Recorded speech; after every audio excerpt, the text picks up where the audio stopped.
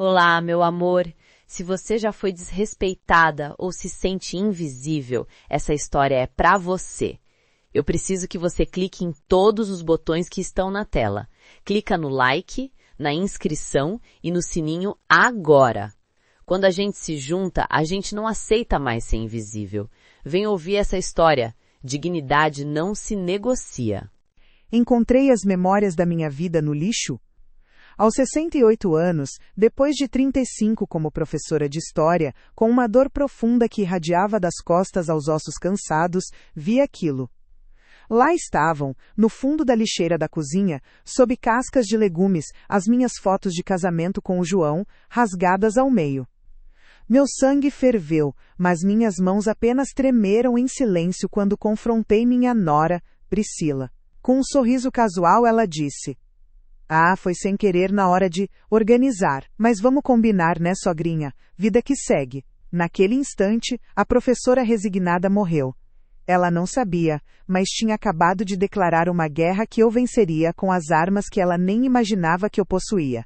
Você já se sentiu invisível e desrespeitada dentro da sua própria casa? Se essa história já começou a te tocar, deixe uma curtida para mostrar que nenhuma mulher merece ter sua dignidade jogada no lixo. Meu nome é Elza Martins de Oliveira. Tenho 68 anos e sou professora de História, aposentada após 35 anos de serviço, dedicado à rede pública do Estado de Minas Gerais. Uma vida inteira não é pouca coisa. Não fui apenas uma funcionária que cumpria horário. Eu formei cidadãos. Em 1998, recebi a Medalha de Honra ao Mérito Educacional pelo meu projeto História Viva, que tirava os alunos da sala de aula e os levava para tocar nos documentos e nos lugares onde o passado aconteceu. Algo se quebrou? Não, quebrar é pouco. Algo morreu. A Elza que engolia o choro. A Elza que se desculpava por existir. A Elza que aceitava migalhas de respeito em nome de uma paz que nunca existiu. Ela morreu ali, naquela calçada, em frente à casa que construiu. Seu corpo ficou para trás, um fantasma de resignação. E do pó da sua morte, algo novo nasceu. Não foi um renascimento quente, de fênix. Foi um nascimento frio. Como o aço que é mergulhado na água gelada depois do fogo, tornando-se duro, inquebrável, afiado. A tristeza evaporou, e no lugar dela, ficou uma clareza cortante. Uma determinação de gelo. Eu não era uma velhinha para ser descartada, eu não era um estorvo, eu era a mulher que vendeu as joias do marido morto para comprar um computador. Eu era a professora que corrigia provas até as 2 da manhã. Eu era a fundação daquela casa, daquela família, e eles tinham acabado de cuspir nos alicerces. A professora de história decidiu que era hora de dar uma última e definitiva aula, sobre fatos, documentos e consequências. Minhas mãos, antes trêmulas, estavam firmes. Firmes como nunca. Tirei o celular da bolsa. A tela brilhou contra o lusco-fusco. Meus dedos não hesitaram. Deslizei pela lista de contatos passando por Ricardo, filho, e parei em Bia, comadre.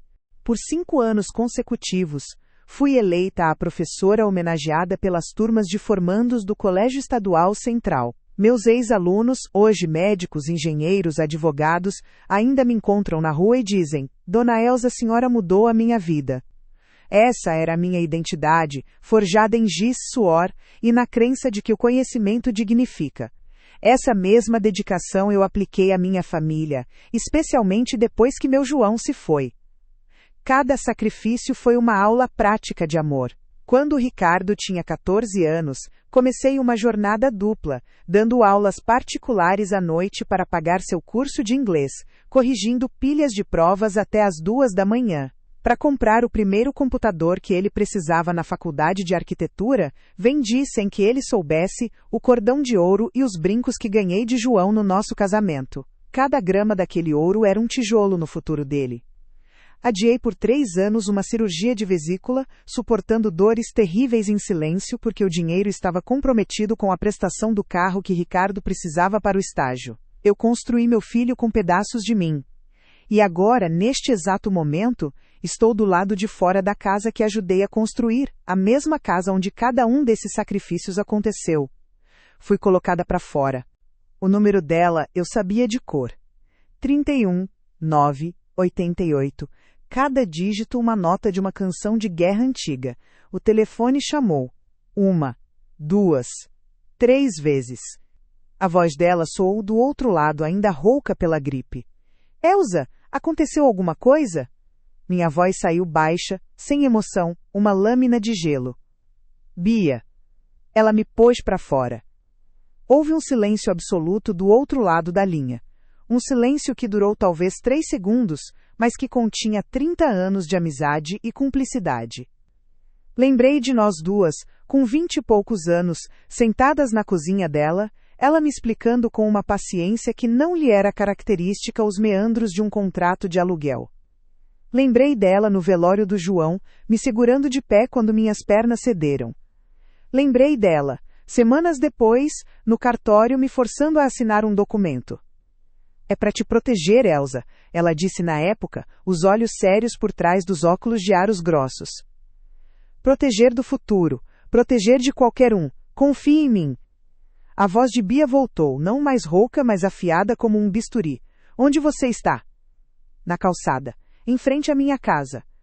Não saia daí. Não fale com ninguém. Estou indo te buscar. Estou há 10 minutos. Ela fez uma pausa. E então, a pergunta que acendeu a primeira chama do meu plano. Elsa, escuta com atenção. Minha nora, Priscila, depois de jogar as fotos do meu casamento no lixo como se fossem restos de comida, trancou a porta. Toda a minha história, meus 35 anos de serviço, minhas medalhas, as noites em claro, a dor física ignorada. Tudo isso parece ter sido apagado pelo som daquela fechadura se fechando na minha cara. A professora de história, a mãe abnegada, a viúva de João, hoje para eles eu não sou nada. Mas eles se enganam. Eles só não sabem ainda com quem estão lidando. Qual dessas facetas da minha história, qual desses sacrifícios, mais ressoa com a sua própria vida? Quero que você saiba que seus anos de trabalho honesto, sua dedicação incansável, importam. Eles constroem quem você é, e ninguém pode apagar isso. Me conte nos comentários qual é a sua profissão. Quantos anos você já dedicou a construir algo com as suas próprias mãos? Quero conhecer as histórias de quem, como eu, sabe o valor de uma vida inteira de trabalho. Para que você entenda a profundidade da minha dor e a frieza do aço que agora sinto na minha espinha, preciso te levar de volta no tempo. Para uma época em que minha casa não era um campo de batalha, mas uma fortaleza de amor construída com cimento, suor e sonhos. Você ainda tem aquele papel, a escritura que nós registramos quando João se foi, a original?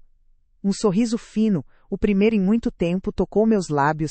Um sorriso que não alcançou meus olhos estavam ocupados, planejando. Tenho, Bia, está guardado em um lugar que ela nunca pensaria em procurar.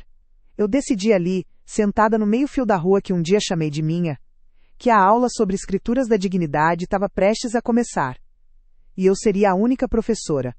Você já chegou no seu limite? Naquele ponto em que o silêncio depois da humilhação se transforma em um grito de guerra? Coragem não é nunca ter medo. É agir apesar dele, é transformar a dor em poder. Me conta aqui nos comentários, qual foi o seu basta? Qual foi o momento que te fez renascer para lutar pela sua própria dignidade? A voz de Bia, minha comadre, cortou a névoa de choque que me envolvia. Estávamos na cozinha dela, o cheiro de chá de camomila no ar, mas nada me acalmava. Eu repetia a cena na minha cabeça. A porta se fechando, o sorriso vitorioso de Priscila, o som do clique da fechadura. Bia segurou minhas mãos trêmulas sobre a mesa. As mãos dela eram quentes e firmes. Elsa, escuta, ela disse, me forçando a olhá-la nos olhos. Chorar não vai reabrir aquela porta. Eu fecho os olhos e estou lá de novo. É um sábado à tarde, o sol de fim de tarde em Belo Horizonte tinge o quintal de dourado. O cheiro de carvão e picanha na brasa se mistura com o cheiro de grama molhada. João, meu João, está ao lado da churrasqueira que ele mesmo construiu, tijolo por tijolo. Seu rosto está sujo de cimento seco, mas o sorriso que ele me lança é a coisa mais limpa e brilhante do mundo. Ricardo, com seus 7 anos, corre atrás da bola. João me puxa pela cintura, me dá um pedaço de carne direto da grelha e sussurra no meu ouvido, com a voz rouca e cheia de orgulho. Essa casa é nossa fortaleza, Elsa. Ninguém nunca vai tirar a gente daqui. Mas a vida às vezes é uma professora cruel que arranca as páginas mais bonitas do livro sem aviso. A fortaleza ruiu no dia 12 de março de 1993. Era uma sexta-feira por volta das 4 da tarde e uma chuva fina e insistente caía sobre a cidade. Eu estava na mesa da cozinha, corrigindo uma pilha de provas de história, quando bateram na porta. Era o mestre de obras, o chefe do meu João. Ele não precisou dizer muita coisa, o chapéu de chuva na mão, os olhos que não conseguiam encontrar os meus. Mas eu sei de uma coisa que vai. Você ainda tem? Eu franzi a testa, perdida. Tem o quê, Bia? A escritura, a original. Aquela que o advogado fez depois que o João se foi.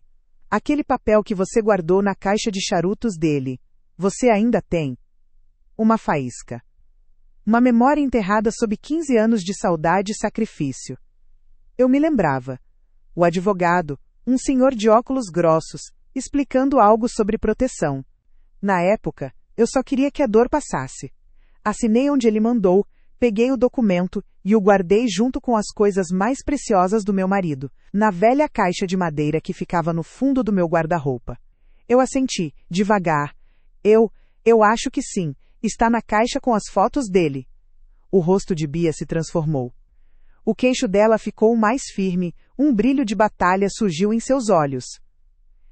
Elsa, você não tem noção do poder que tem em mãos. Aquilo não é só uma escritura. É uma escritura pública com instituição de usufruto vitalício. Eu sou advogada e eu sei o que isso significa. Significa que o Ricardo pode ser o dono no papel, no proprietário, mas você e somente você tem o direito de morar, usar, alugar, fazer o que bem entender com aquela casa até o seu último suspiro. Um infarto fulminante na obra. A última vez que o vi foi naquela manhã. Ele me deu um beijo rápido e disse, se cuida, meu bem. Não houve últimas palavras, apenas a ausência súbita e esmagadora. No funeral, o céu cinzento de Belo Horizonte parecia chorar junto comigo. Amigos e familiares me abraçavam, diziam palavras que eu não ouvia. Meu foco era a mãozinha do Ricardo, com 10 anos, segurando a minha com uma força que ele não tinha, tentando ser o homem da casa. Quando toda a burocracia dolorosa acabou, quando paguei o funeral e as pequenas dívidas que tínhamos, entrei no aplicativo do banco. O saldo que definiria nosso futuro brilhava na tela, R$ 850, e a casa, agora cheia de um silêncio que doía nos ouvidos. A partir daquele dia, minha vida se tornou uma sucessão de sacrifícios invisíveis. O primeiro foi o meu sono. Além das aulas na escola, comecei a dar aulas particulares à noite e nos fins de semana.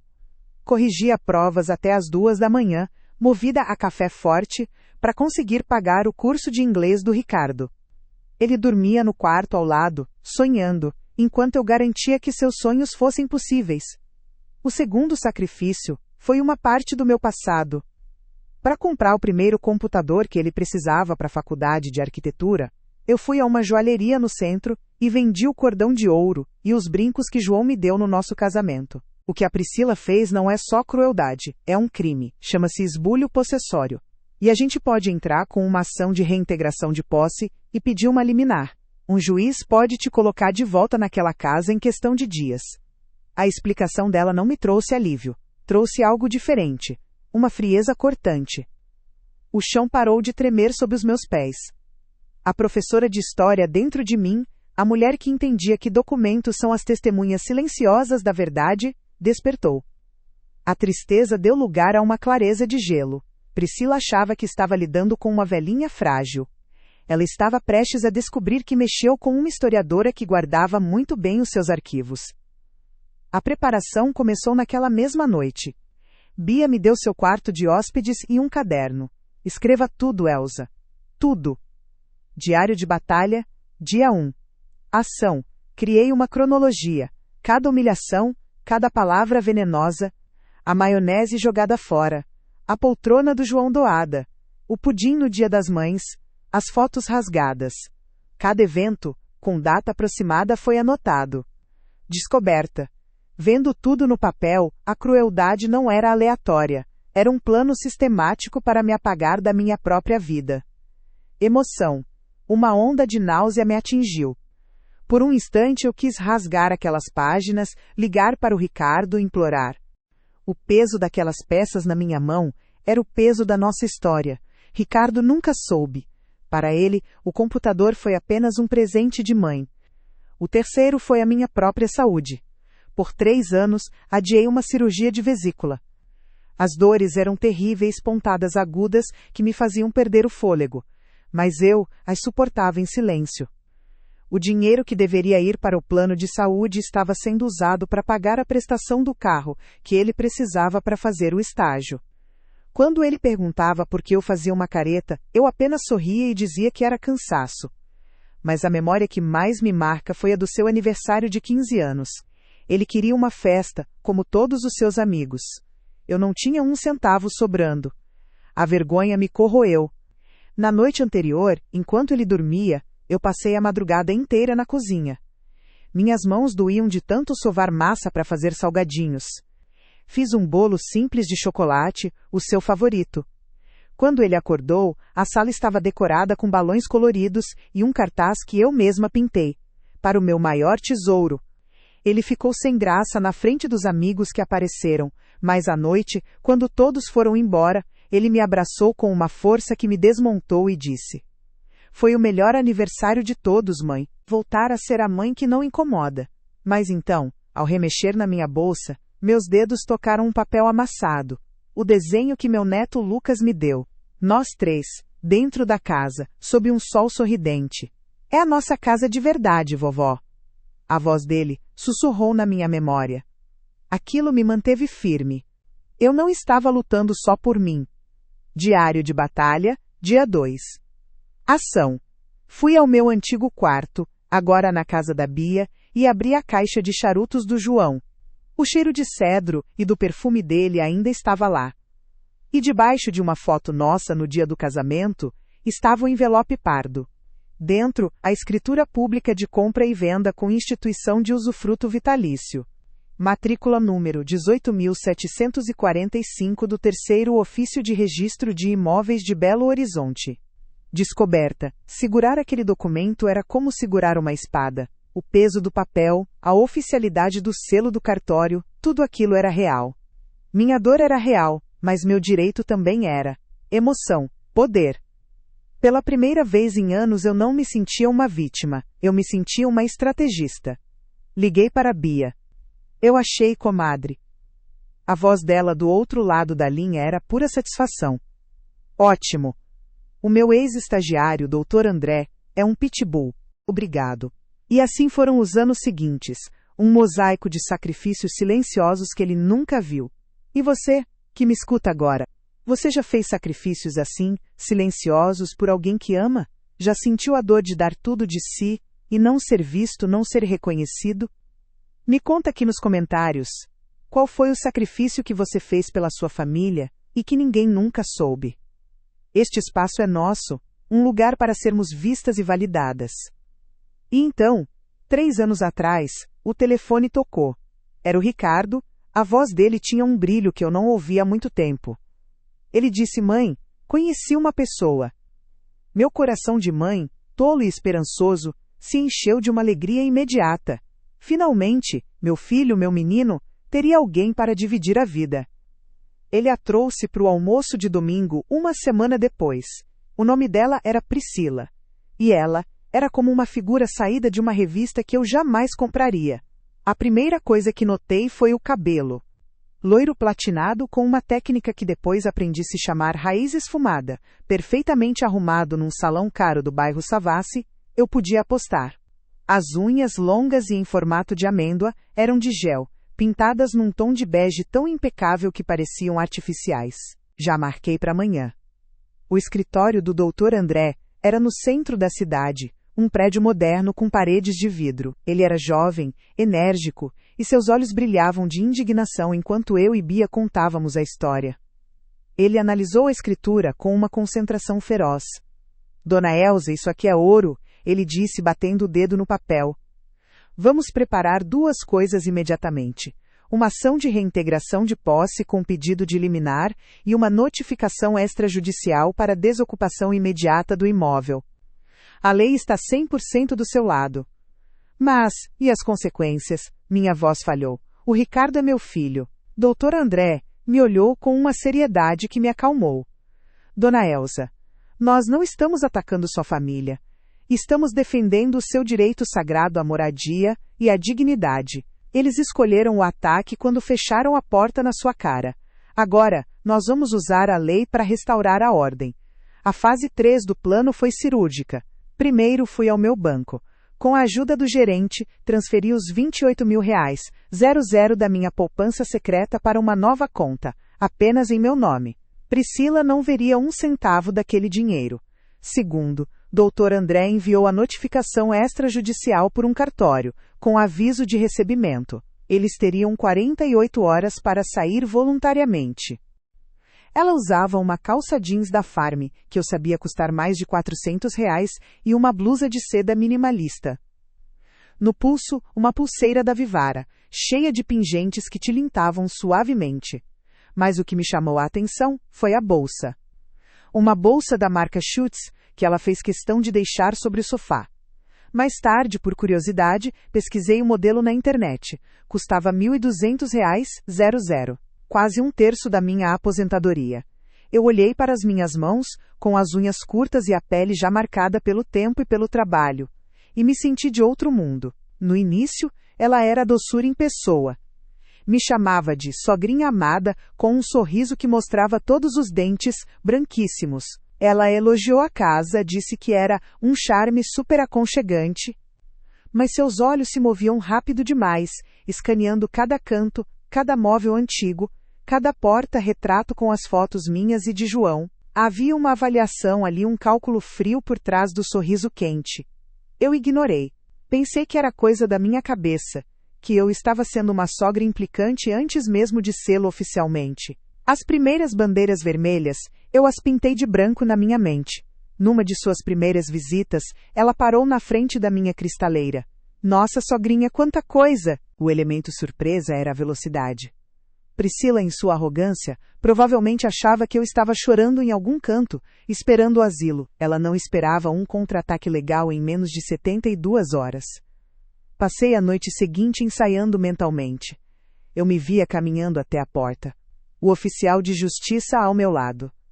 Eu via a expressão de Priscila mudar de triunfo para choque, e depois para pânico. Eu visualizava cada palavra que diria, não com ódio, mas com a autoridade inabalável de uma mulher que retomava o que era seu. Na véspera do dia D, a fase 4, a preparação final, foi silenciosa e íntima. Peguei a foto do meu casamento com João. Não pedi força, eu o informei. João, meu amor, eu estou cuidando da nossa fortaleza, ninguém vai nos tirar daqui. A última conversa com Bia foi breve. Você é uma rocha, Elsa, lembre-se disso. Ela me abraçou forte. Naquela noite, eu não dormi. Fiquei sentada na poltrona, repassando não o plano, mas a minha vida. Cada sacrifício, cada alegria, cada tijolo daquela casa. Não era insônia de medo. Era a vigília de uma general antes da batalha final. Na manhã seguinte, me preparei como se fosse para dar a aula mais importante da minha carreira. Escolhi uma calça de alfaiataria e uma blusa de seda que não usava há anos. A gente precisa dar uma modernizada nisso aqui, né? Um painel ripado ficaria um luxo. Eu sorri, sem graça, e disse que gostava das minhas louças antigas. Ela riu, um som agudo, e respondeu. Ai, que fofa! Mas isso acumula tanta poeira. A gente só quer o seu bem, por isso que eu tô falando. A frase, a gente só quer o seu bem, se tornaria seu escudo para toda e qualquer crueldade futura. Ricardo começou a mudar sutilmente. As ligações diminuíram. Quando falávamos, ele parecia ensaiado. A voz dele não era mais livre, era contida, como se alguém estivesse ouvindo do outro lado da linha. Certa vez, eu o convidei para almoçar numa quarta-feira, nosso antigo costume. Ele hesitou. Mãe, a Pri acha melhor a gente não comer comida tão pesada durante a semana. Sabe como é, para manter a forma. Aquele foi o dia em que meu bife à parmegiana, o prato favorito dele desde menino, virou comida pesada. Eu me esforcei. Tentei me adaptar. Tentei gostar do estilo dela, das comidas que ela chamava de funcionais, das conversas sobre seguidores no Instagram e engajamento. Eu me convenci de que o problema era eu. Eu era a antiquada, a que não entendia o mundo moderno. Ricardo parecia feliz, e para uma mãe que sacrificou tudo, a felicidade percebida do filho é uma venda poderosa que colocamos sobre os próprios olhos. Prendi o cabelo num coque firme. Olhei no espelho e não vi a velhinha resignada. Vi Elza Martins de Oliveira. Professora. Viúva. Mãe. E, acima de tudo, a legítima usufrutuária de sua própria vida. A raiva havia se decantado, e no fundo da minha alma, só restava a mais pura e cristalina determinação. A aula estava prestes a começar. Você está ansioso pelo confronto que está por vir? A tensão aqui é tão densa que eu poderia cortá-la com uma faca. Se você acredita que a dignidade precisa vencer, se você está torcendo por mim, deixe o seu like como um voto de confiança no meu plano. O dia do confronto chegou com um céu cinzento sobre Belo Horizonte, mas dentro de mim, uma clareza de aço se formava. Eu não era mais a mulher que chorava no escuro. Eu era uma professora de história, prestes a dar sua última e mais importante aula. A preparação foi um ritual. Abri meu guarda-roupa, ignorando os vestidos floridos e as blusas de malha que Priscila chamava de roupa de vó. Escolhi uma calça de alfaiataria preta que eu não usava há anos e uma camisa de seda de manga longa cor de marfim perfeitamente passada. Cada peça era uma declaração. A calça era a base firme que me faltou. Eu aceitei as indiretas, os olhares de desdém, as sugestões que eram ordens disfarçadas. Eu engoli o desconforto porque acreditava que o amor exigia isso. Mal sabia eu que o que estava sendo exigido não era amor, era a minha própria dignidade. Você já sentiu que a chegada de uma nova pessoa na família mudou completamente a dinâmica, e não para melhor? É uma sensação terrível, porque nos sentimos culpados por não gostar de quem nosso ente querido escolheu. É difícil aceitar que um relacionamento que era tão sólido pode se tornar frágil. Quero saber de você, quais foram os primeiros sinais de alerta que você percebeu mas escolheu ignorar em nome da paz ou do amor?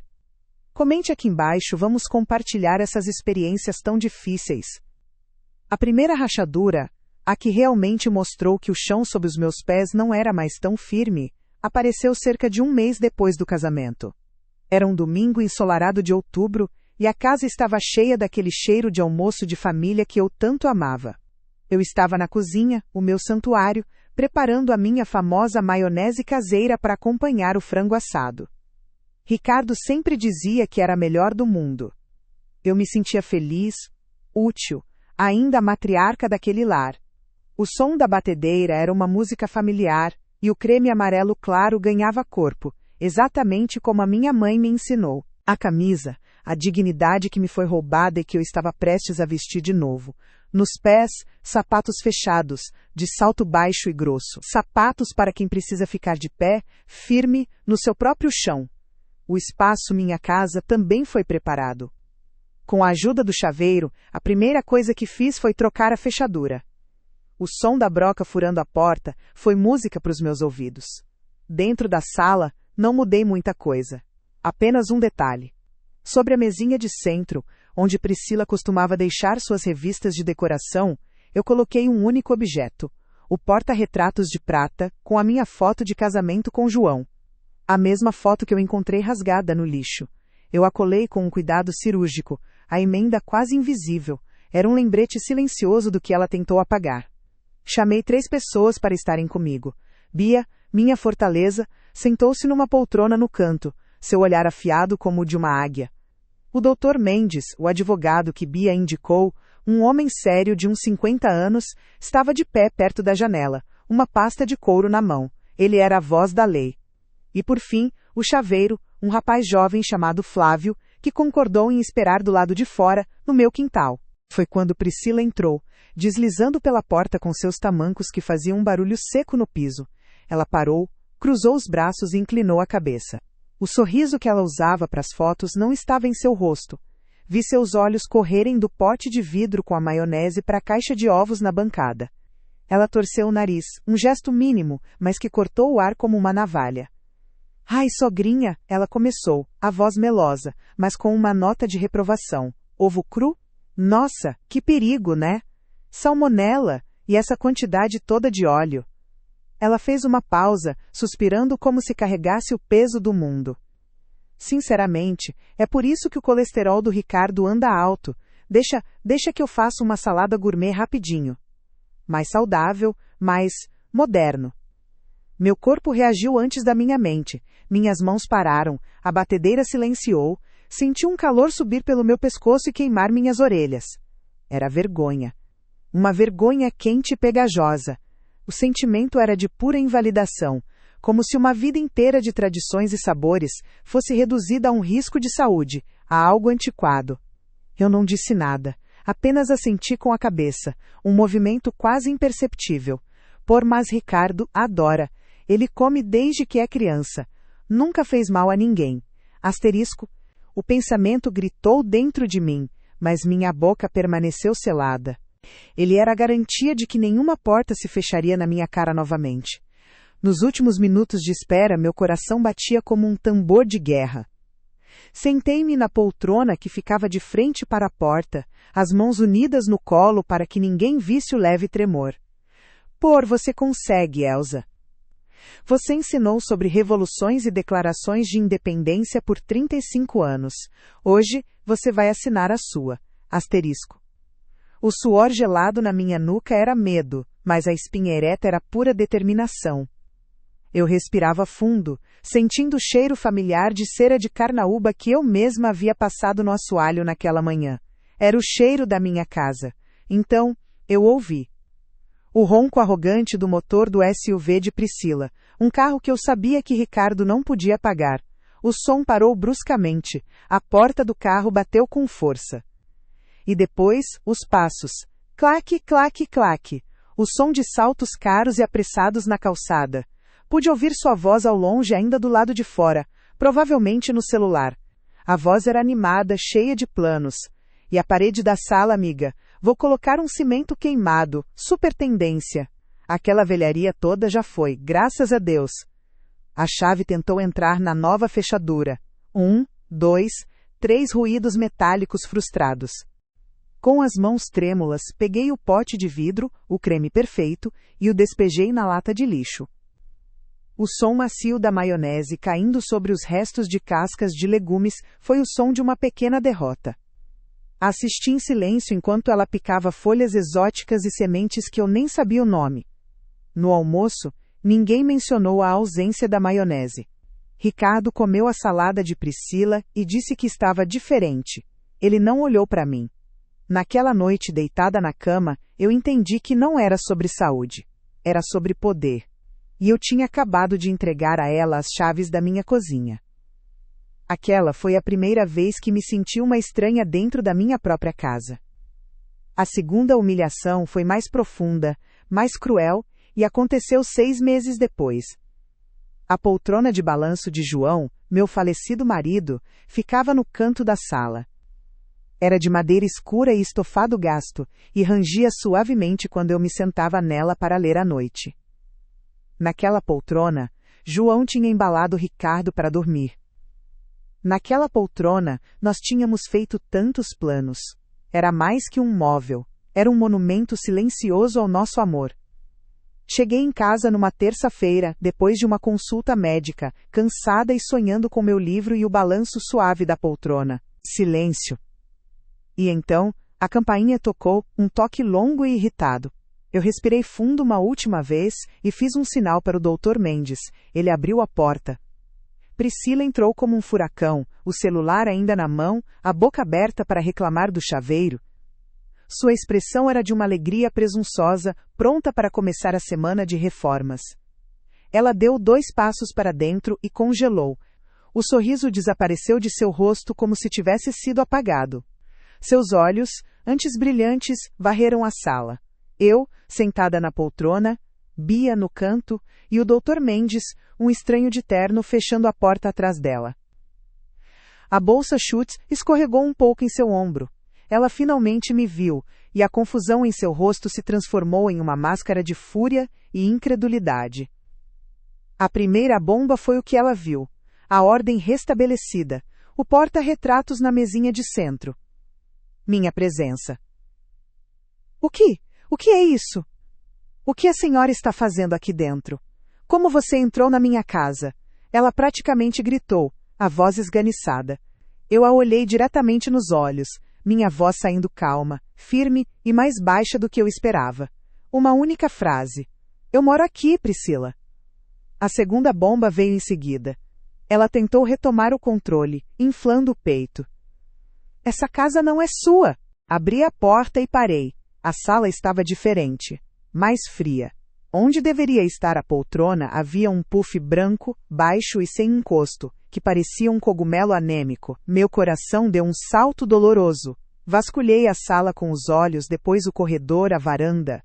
Nada. Priscila saiu do quarto, sorrindo. Gostou da repaginada, sogrinha? Dei um ar mais clean. Ricardo estava logo atrás dela, com uma expressão ansiosa. Minha voz saiu como um sussurro trêmulo. Cadê? Cadê a poltrona do João? Priscila revirou os olhos, um gesto rápido que ela tentou disfarçar com um riso. Ah, aquilo! Nossa, estava ocupando muito espaço, e era tão cafona, sogrinha. Doei para uma instituição. Comprei esse puff de design escandinavo que vai ficar perfeito para o meu Instagram. Senti o chão sumir. Meu corpo inteiro ficou gelado. Era como se ela tivesse arrancado uma parte física de mim. Mas, era do seu sogro, eu consegui dizer olhando para Ricardo, implorando com os olhos para que ele dissesse alguma coisa, para que ele desfizesse aquilo. Ele desviou o olhar, coçou a nuca. Deixa pra lá, mãe, é só uma cadeira. Cornão, é só uma cadeira. Asterisco. A frase ecoava na minha cabeça, tão alta que me surpreendeu que eles não pudessem ouvir. Cor é a memória do seu pai. É o lugar onde ele te ensinou a amarrar os sapatos. É do Ricardo!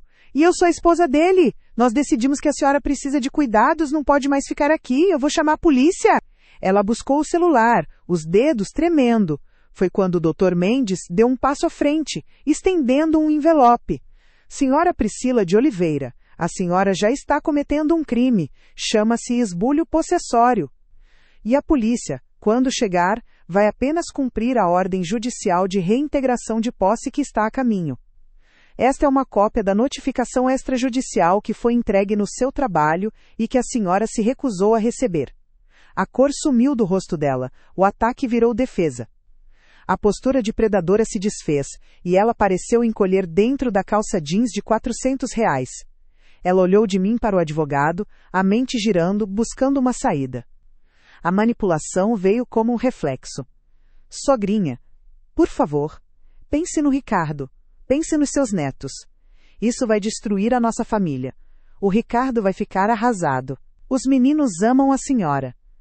Eu a interrompi, sem levantar a voz. Eu pensei no Ricardo por 40 anos, Priscila. Pensei nele quando vendi as joias do pai dele para lhe dar um computador. Pensei nele quando adiei minha cirurgia sentindo dor. Pensei nele e nos meus netos quando você me jogou na rua como um cachorro. É o último pedaço dele que ainda tinha o formato do corpo dele. Asterisco. A dor era aguda, uma traição que vinha não de Priscila, mas do meu próprio filho. A passividade dele doeu mais do que a crueldade dela. Eu não respondi. Apenas me virei e fui para o meu quarto. Não chorei. A humilhação era tão grande que secou minhas lágrimas. Sentei na beirada da cama, olhando para a parede, e percebi que eles não estavam apenas modernizando a casa. Eles estavam me apagando minha história, meus amores, minha presença. E o pior de tudo, eu estava deixando. Qual dessas duas humilhações foi mais difícil de ler para você? A que atacou uma tradição ou a que profanou uma memória? Eu sei, a raiva que sobe é quase incontrolável, porque eu a senti na pele. Me conta nos comentários, que tipo de desrespeito dentro da família você acha que é o mais intolerável? Onde a gente traça a linha entre engolir sapo para manter a paz e a hora de defender a própria dignidade. Depois da poltrona, um silêncio pesado se instalou na casa. Era um silêncio diferente do luto, que é cheio de memória e saudade. Este era um silêncio de ocupação, um vácuo que Priscila preenchia com seus passos firmes e o som constante do seu celular. Agora, pela primeira vez, eu estou pensando em mim.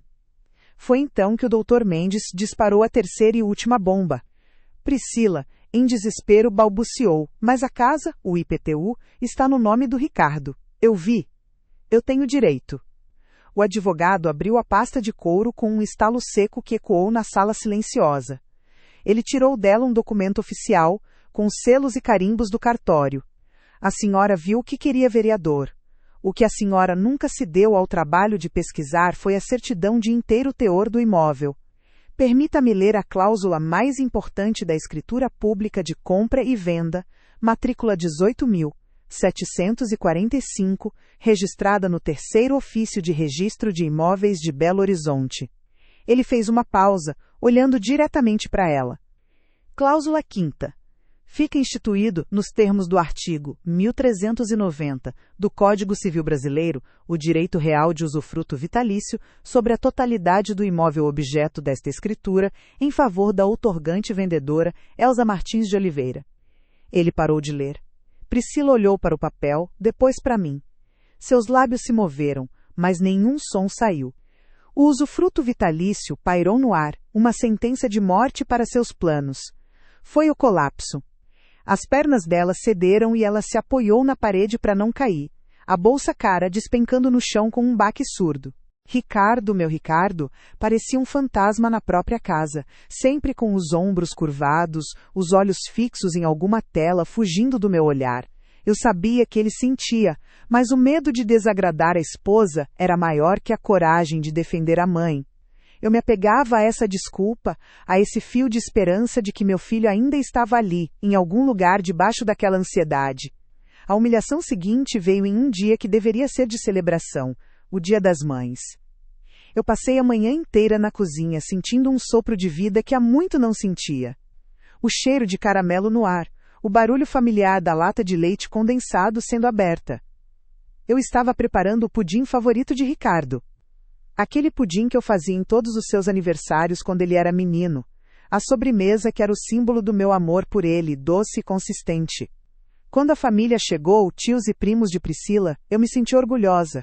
Coloquei o pudim na mesa, com a calda escorrendo, brilhante como ouro líquido. Era minha oferenda, o meu eu te amo em forma de sobremesa. Ricardo olhou para o pudim e um brilho de menino passou por seus olhos por um segundo. Mas foi só um segundo. O rosto perfeitamente maquiado se desfez em uma careta de pânico e lágrimas.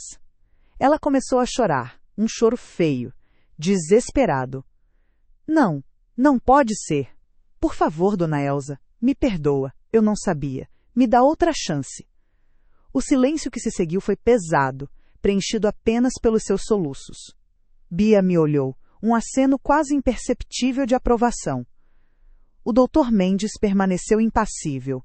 Eu me levantei, caminhei lentamente até ela, meu coração ainda martelando, mas minhas mãos, agora, estavam firmes.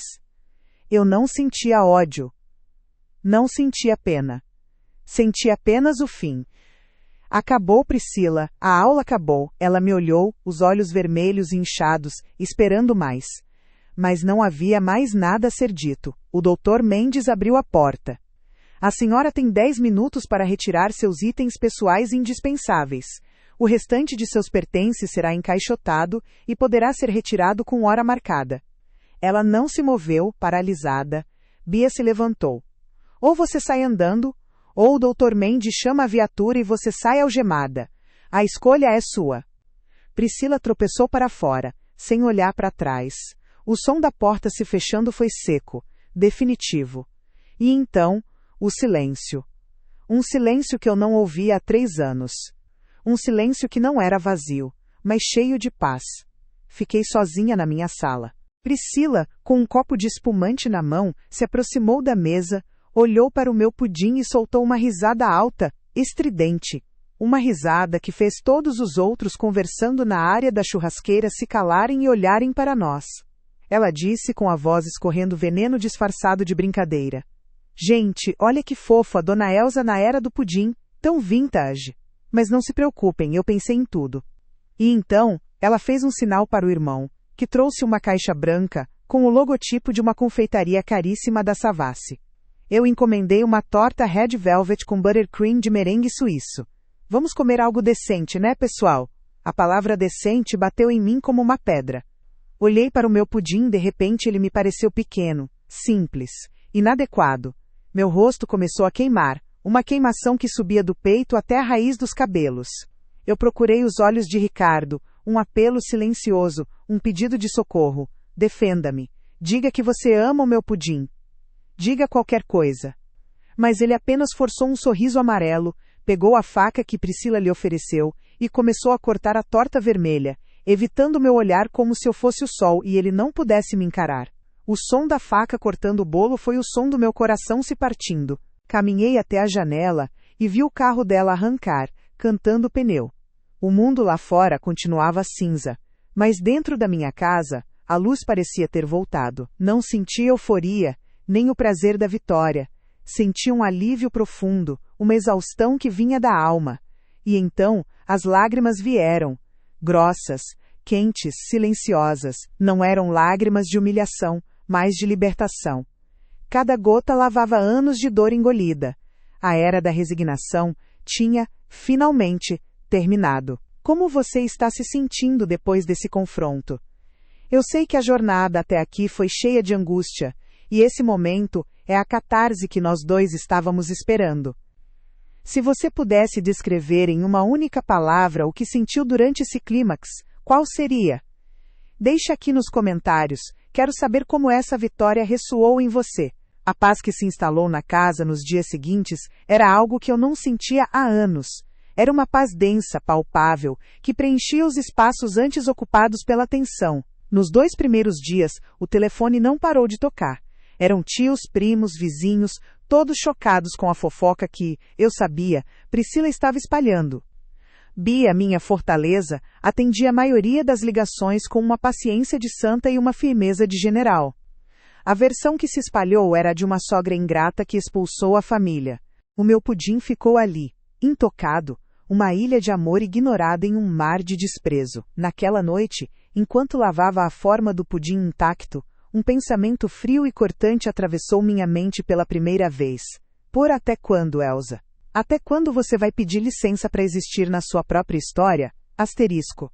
O golpe mais cruel, no entanto, ainda estava por vir. Chegou no dia do meu aniversário de 68 anos. De manhã, Ricardo e Priscila entraram no meu quarto com uma caixa de presente.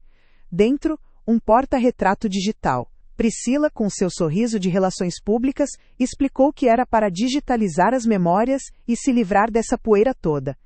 Eu agradeci, com a voz embargada. Mais tarde, naquele mesmo dia, fui jogar um lenço de papel no lixo da cozinha. A lixeira estava quase cheia, e lá no fundo, sob cascas de banana e um pote de iogurte vazio, eu vi. Meu ar sumiu. Eram minhas fotos. As fotos do meu casamento com o João. Não estavam apenas jogadas fora, estavam rasgadas. Metade de um rosto aqui, metade de um sorriso ali. Eu me abaixei, com as mãos trêmulas, e resgatei os pedaços. Havia a foto que ficava na minha cabeceira. João e eu, no dia do casamento, ele com aquele bigode engraçado e os olhos brilhando de promessas. Mas a verdade, como a água, sempre encontra seu caminho. O advogado de Bia enviou as notificações formais.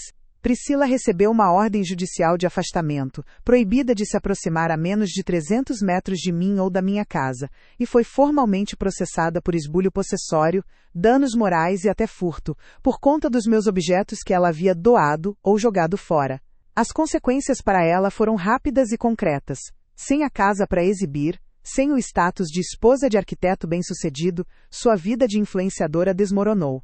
Os patrocinadores sumiram, os seguidores minguaram. Os netos, Lucas e Laura, ficaram com Ricardo, que se mudou temporariamente para um hotel simples pago, com o restante do seu limite no cartão de crédito. Eu sentia uma dor aguda por eles, presos no meio daquele furacão. Eu passava horas sentada na minha nova poltrona de balanço, uma que comprei no dia seguinte à minha vitória, olhando para o quintal. Em alguns momentos, a raiva voltava, quente e amarga, ao lembrar do meu pudim intocado, das minhas fotos no lixo. Em outros, uma tristeza profunda me invadia ao pensar em Ricardo. Eu conversava com Bia, que me lembrava: você não quebrou sua família, Elsa. Você só parou de segurar os cacos de algo que já estava quebrado. Estava rasgada bem no meio, separando nossos rostos. Havia a foto dele na inauguração da churrasqueira, o rosto sujo de cimento e o sorriso mais largo do mundo. O sorriso dele estava partido em dois. Uma náusea subiu pela minha garganta. Aquilo não era se livrar de poeira, aquilo era um assassinato de memórias. Era profanar o que eu tinha de mais sagrado. Eu juntei os pedaços no meu colo, sentindo o papel úmido e sujo de resto de comida. Cada pedaço era uma facada. Era meu passado, minha identidade, minha história de amor sendo tratada como lixo. Com os pedaços de foto nas mãos trêmulas, eu fui até a sala, onde Priscila estava deitada no sofá, mexendo no celular. Eu não gritei. Minha voz saiu como um sussurro rouco. Priscila, por quê? Ela levantou os olhos do celular, sem um pingo de remorso. Ah, isso? Ela disse com um suspiro entediado. Acho que foi sem querer na hora de organizar as coisas para o porta-retrato novo. Mas vamos combinar, né, sogrinha? E aqui ela baixou a voz, tornando a crueldade íntima, só para mim. Vida que segue. Ninguém quer ficar olhando para fantasma. Fantasma. Ela chamou o meu João de fantasma. Naquele instante, algo dentro de mim estalou. Uma fúria branca, gelada, tomou conta de cada célula do meu corpo. 3 semanas depois, o interfone tocou. Era ele. Eu o vi pela câmera. Ricardo parecia uma sombra do homem que era. Havia perdido pelo menos 10 quilos, o rosto estava encovado, com olheiras profundas e uma barba por fazer. A camisa cara, agora amarrotada, parecia grande demais para seu corpo encolhido. Ele não estava na porta, mas no portão, do lado de fora da calçada, como um pedinte. Atendi. A voz dele saiu fraca, quase um sussurro. Mãe, posso só falar com a senhora por 5 minutos? Eu fico aqui fora mesmo. Meu coração, essa víscera teimosa, deu um solavanco. Respirei fundo e abri o portão. Apontei para os 2 banquinhos de cimento que meu João havia feito perto do canteiro de rosas. Um lugar neutro. Sentamos a uma distância segura. Ele não conseguia me olhar nos olhos. Finalmente ele começou, a voz embargada. Mãe, eu não vim pedir desculpas porque não tem desculpa. Eu vim dizer que eu sei o que eu fiz. Eu sei. Eu deixei ela humilhar a senhora com a maionese. Eu deixei ela jogar fora a poltrona do pai. Eu fiquei quieto no Dia das Mães, quando a senhora fez meu pudim favorito e eu comi a torta dela para não criar briga. Eu vi as fotos do casamento de vocês no lixo e não fiz nada. O sangue rugia nos meus ouvidos. Minha mão se fechou em um punho tão apertado que minhas unhas cravaram na palma. Eu senti o impulso, a vontade primal de avançar, de arrancar aquele sorriso cínico do rosto dela, de gritar até que as paredes tremessem. Meu corpo inteiro se tensionou. Eu dei um passo à frente. Ela me olhou, um desafio nos olhos, quase esperando pela minha explosão para que pudesse me chamar de louca, de descontrolada. E foi ali que eu parei. Respirei fundo, o ar rasgando meus pulmões. O esforço para não explodir foi físico. Senti um músculo tremer na minha mandíbula. Engoli a lava que subia pela minha garganta. Com um controle que eu não sabia que possuía, eu dei meia volta sem dizer uma única palavra. Caminhei até meu quarto, cada passo uma batalha contra o tremor nas minhas pernas. Fechei a porta atrás de mim sem bater. O clique suave da fechadura foi o som mais alto que eu já ouvi. A professora de história, a mulher que sempre engoliu o choro, a viúva resignada morreu naquele corredor, e no seu lugar, outra mulher começou a nascer. Eu te pergunto, você conseguiria se manter no controle? Vendo o amor da sua vida ser chamado de fantasma e suas memórias mais sagradas profanadas no lixo, eu fui cúmplice, mãe. Eu fui um covarde. Eu troquei a minha dignidade, e pior, a sua, por uma paz falsa. Se a senhora nunca mais quiser olhar na minha cara, eu vou entender. Eu mereço. Ele parou, e o único som era o de sua respiração ofegante. Ele então continuou, tirando papéis amassados do bolso. Eu já comecei a mudar. Consegui um emprego de desenhista técnico numa construtora. O salário é fixo, R$ 4.500, 00. É menos, mas é honesto. Aluguei uma kitnet em Contagem perto do serviço. Pedi o divórcio. As crianças estão comigo. Eu vou depositar R$ 500 todo mês na sua conta. Não como pagamento, mas como um começo de reparação por tudo que eu te custei. Eu o ouvia e via pela primeira vez em 3 anos, o menino que um dia me abraçou, e disse que meu bolo simples tinha sido o melhor aniversário de todos. A dor ainda estava lá, uma brasa viva no meu peito. A foto do seu pai rasgada no lixo, Ricardo. Aquilo rasgou algo dentro de mim que eu não sei se tem conserto. Eu disse, a voz firme, mas trêmula. Eu não posso apagar o que aconteceu. Se vamos reconstruir alguma coisa, será nos meus termos. As visitas serão aqui, sob o meu teto. É preciso uma força que a gente nem sabe que tem, para não explodir, para não dar ao abusador a satisfação de te ver quebrar. Se você, como eu, acredita que a dignidade é a nossa última fortaleza, a única coisa que ninguém pode nos tirar, se inscreva no canal. Porque esta não é apenas a minha história, é a história de todos que se recusam a ser apagados. O fim de semana tinha sido um borrão de cansaço e cheiro de Vic Vaporub. Bia, minha amiga de uma vida inteira, minha comadre, tinha sido derrubada por uma gripe daquelas que parecem querer arrancar a alma do corpo. Passei as últimas 48 horas ao seu lado. Sexta-noite, às 10h20, eu trocava seus lençóis molhados de suor. Sábado de madrugada, às 13h15, eu media sua febre. A luz fraca do termômetro digital marcando 39,2. Sábado de manhã, eu fazia canja, o cheiro do frango e dos legumes se misturando ao aroma doente do quarto. Sábado à tarde, eu lia para ela, minha voz tentando ser mais forte que a tosse seca que a sacudia. Domingo, ela finalmente melhorou, e eu, exausta, só queria minha casa. O trajeto de ônibus do bairro dela para o meu pareceu durar uma eternidade. Cada solavanco do veículo um soco nos meus ossos cansados. Você não toma mais decisões por mim. Nunca mais. E a sua ex-esposa não existe mais para esta família. Esses são os meus limites. Ele apenas assentiu, as lágrimas correndo livres pelo seu rosto. Sim, mãe. O que a senhora disser. Ficamos em silêncio. Lentamente, me levantei, e ele se levantou também. Hesitei por um segundo, e então abri os braços. Ele se desmanchou no meu abraço, soluçando como uma criança. Eu o apertei, e meu abraço, a princípio rígido, foi amolecendo. Era o abraço do luto pelo que perdemos, e da possibilidade frágil do que poderíamos, talvez, nos tornar. 6 meses se passaram. Minha casa voltou a ser um lar. A edícula nos fundos, que Priscila queria transformar em espaço gourmet, agora é meu ateliê de jardinagem. Minha rotina é sagrada. Acordo às 6, cuido das minhas orquídeas, faço minha caminhada e 2 vezes por semana dou aulas de história voluntárias num projeto social do bairro. Minha alma, antes um solo rachado e seco, agora é como terra úmida depois de uma chuva longa, pronta para florescer de novo. Ricardo vem todo sábado de manhã. Ele não entra mais como dono, mas como convidado. Traz pão de queijo e a gente senta na varanda. Ele consertou o portão que rangia, trocou as lâmpadas queimadas, ouve minhas histórias sobre as aulas. Eu só pensava na minha poltrona, no meu livro, no silêncio familiar do meu lar. Cheguei na minha rua na tarde de segunda-feira. O sol estava baixo, pintando o céu de laranja e roxo. Caminhei até o portão, o corpo pesado, a mente já antecipando o alívio. Enfiei a chave na fechadura da porta da frente. Ela não entrou.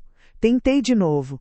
Um som metálico, seco, a chave raspando contra um bloqueio. Estranho. Toquei a campainha. O som ecoou familiar, mas a espera que se seguiu foi estranha, carregada de uma tensão que eu não compreendia. Passos. A porta se abriu. Era Priscila. Um sorriso vitorioso nos lábios. O celular erguido, a pequena luz vermelha da gravação piscando. Pela fresta da porta vi o caos. Caixas de papelão. 2 homens que eu não conhecia empacotando os livros da minha estante. Meus livros. As lombadas coloridas, gastas pelo tempo, desaparecendo dentro do marrom monótono do papelão. Minha voz saiu como um fio. O que está acontecendo? O sorriso de Priscila se alargou. A voz dela era doce, um veneno açucarado. Surpresa, dona Elsa. Resolvemos que a senhora já está numa idade que precisa de cuidados mais especializados. A câmera lenta começou. Cada palavra dela, uma gota de óleo quente caindo na minha pele. Ricardo e eu precisamos do nosso espaço. A cada 15 dias, ele traz o Lucas e a Laura.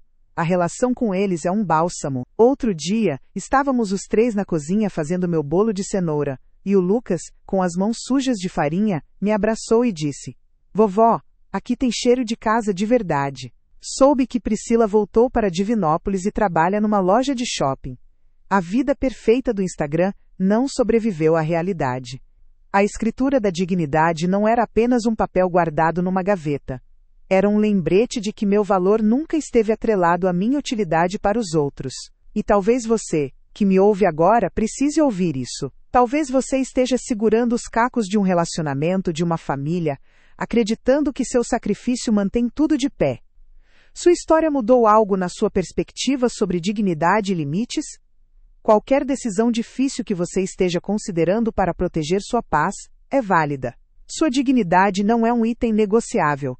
Existe uma diferença abissal entre o amor que nutre e o sacrifício que te consome. Estabelecer limites não é um ato de egoísmo, é o mais puro ato de amor próprio. E a maior força, eu descobri, nasce quando você se permite ser vulnerável o suficiente para dizer basta. Inscreva-se neste canal, não por mim, mas como um compromisso com você mesma, de consumir conteúdo que te lembra do seu imenso valor.